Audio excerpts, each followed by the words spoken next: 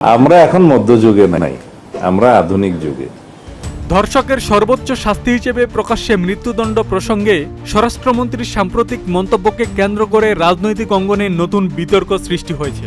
এ মন্তব্যের বিরুদ্ধে তীব্র প্রতিবাদ জানিয়েছে বাংলাদেশ জামাতে ইসলামী। শুক্রবার 22 মে এক বিবৃতিতে জামাতে ইসলামীর সেক্রেটারি জেনারেল মিয়া গোলাম পরোয়ার স্বরাষ্ট্রমন্ত্রীর বক্তব্যের সমালোচনা করেন।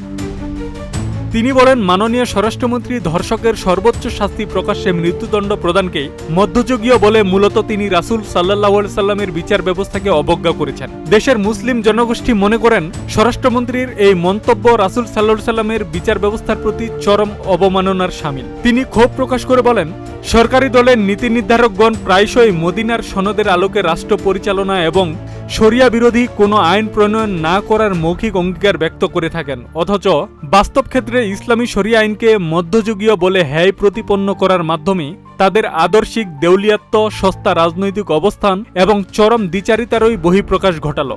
তিনি আরও বলেন, স্বরাষ্ট্রমন্ত্রীর এই অবমাননাকর মন্তব্য দেশের আপামর মুসলিম জনগোষ্ঠীর ধর্মীয় অনুভূতিতে চরম আঘাত এনেছে এবং সামগ্রিকভাবে তাদের ক্ষুব্ধ ও উস্কে দিয়েছে।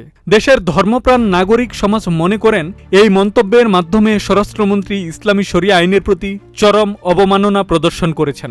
এই অবমাননাকর মন্তব্য প্রত্যাহার করার জন্য স্বরাষ্ট্রমন্ত্রীর প্রতি আহ্বান জানিয়েছেন জামাত সেক্রেটারি। আব্দুস সালাম, প্রজন্ম 24।